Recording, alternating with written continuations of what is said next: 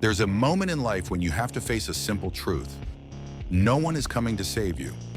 No one is going to knock on your door and hand you the life you want. No miracle, no opportunity, no rescue team. And the sooner you stop feeling sorry for yourself, the sooner you'll start living. Self-pity is one of the most dangerous emotions a human being can fall into because it feels comforting. It feels like a blanket that wraps around your pain, telling you, it's okay, you've suffered enough, you don't have to try anymore. But what it really does is trap you. It keeps you where you are, weak, resentful, waiting. You see, life doesn't stop moving because you got hurt. The world doesn't pause to let you heal or to give you another chance. Time keeps going, and it takes everything with it. Your dreams, your chances, your potential. And while you're sitting there, feeling sorry for yourself, someone else is out there turning their pain into progress. It's not that the world is cruel, it's that the world is indifferent. It doesn't owe you anything. You have to take responsibility for your own story. Not because it's fair, but because it's the only way forward. You can keep telling yourself how unfair everything has been, how others had it easier, how life never gave you what you deserved. But let's be honest, that narrative only gives you an excuse to stay stuck. It doesn't build strength. It doesn't bring results. It just keeps you safe in the illusion that the problem is outside of you. The truth is, every great transformation starts with brutal honesty. And the most powerful question you can ask yourself is, what if I stopped feeling sorry for myself completely? What would happen if you dropped the story of your pain, if you refused to identify as a victim and instead decided to own every part of your life, even the parts you didn't choose? Most people don't realize this. You can't move forward while you're clinging to your wounds. You can't grow while holding on to the idea that life owes you a better deal. Pain demands transformation. It's not there to break you. It's there to wake you up. When you stop feeling sorry for yourself, you stop giving your energy to the past. You stop repeating your story of suffering. You stop saying, why me? And start asking, what now? That small shift in mindset changes everything. Because why me is powerless. It's the language of defeat. But what now? That's the language of movement, of growth, of purpose. There's a reason self-pity feels so heavy. Because it pulls you downward. It roots you in everything that went wrong. It tells you that life is unfair and that you are helpless. But here's the truth. Yes, life is unfair, but that's not the end of the story. That's just the starting point. Every person you admire, every story of strength you've ever heard began from a place of pain, disadvantage, or loss. What made them different wasn't luck. It was refusal. Refusal to let self-pity define them. Refusal to let their story end in the middle of their struggle. Think about it.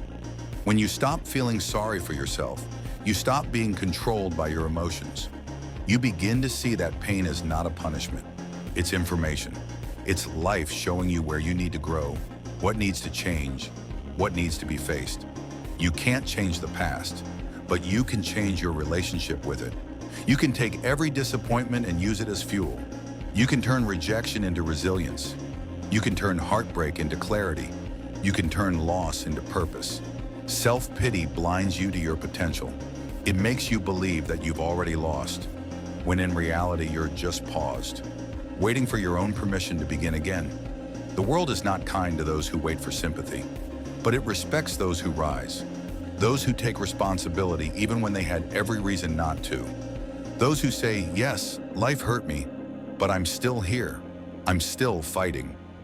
There's no strength in staying small. There's no dignity in waiting for someone to understand your pain. The only real dignity is in transforming it into discipline, into growth, into something that makes you stronger. Every time you feed self-pity, you starve your power. Every time you complain, you surrender a piece of your control. And every time you justify your weakness, you reinforce it. Life responds to movement. It rewards those who act, not those who wait. You might not be responsible for what happened to you, but you are responsible for what you do next. And that's the difference between staying broken and becoming powerful. Stop waiting for perfect conditions. Stop hoping someone will finally notice your pain and fix it for you. That's not how real change works. The moment you decide to take full ownership, no excuses, no pity, That's the moment your life begins to shift. Because the truth is, your pain is not unique. Everyone suffers, everyone struggles. The difference is what you do with it. Some let it consume them. Others use it to build something unbreakable. The people who rise are not the ones who had it easy. They're the ones who refuse to stay down. They turn their why me into try me. You can spend your life replaying your disappointments, or you can use them as reminders of what you've survived. You can keep looking backward, or you can start building forward. At some point, you have to make peace with the fact that no one is going to give you closure. You have to give it to yourself. You have to stop needing validation from the world and start creating your own worth through action. And when you do, something powerful happens. You start to feel light again. Not because life got easier, but because you stop carrying the unnecessary weight of self-pity. You stop demanding fairness and start building strength. People spend years trapped in cycles of comparison, telling themselves stories about why they can't succeed. They look at others and see luck, talent, privilege, anything but discipline and consistency. Because it's easier to feel sorry for yourself than to confront how much effort it really takes to change. But when you drop self-pity, you reclaim all that energy and focus. You begin to see that no obstacle is permanent. No pain lasts forever. The only permanent thing is the mindset you choose. There will always be reasons to feel sorry for yourself, but there will also always be reasons to rise. And the world only rewards those who choose the second option. So stop waiting for motivation.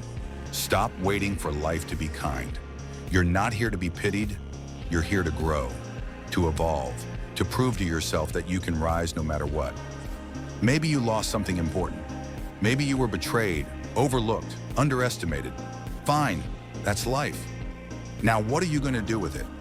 Because the people who make it, the ones who truly build something out of their pain, aren't the ones who had the least to suffer, but the ones who turn their suffering into fuel. You can either live inside your excuses, or you can live inside your potential. You can keep telling yourself stories about what you didn't get, or you can create something no one can take from you. Character, resilience, and purpose. The moment you stop feeling sorry for yourself, you stop seeing yourself as broken. You start seeing yourself as capable. You start realizing that even your scars are proof of strength, not weakness.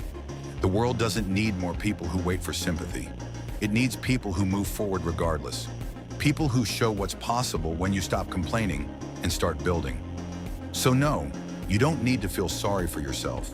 You don't need to apologize for where you are. You just need to begin. Take the next step. Do the next right thing, even when it's hard, especially when it's hard. Because self-pity will give you a reason to stay where you are. But self-discipline, that will give you a way out. Your story is still being written.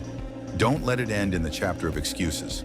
Turn the page, stand up, and keep moving. You've already survived your worst days. You've already proven you can endure pain.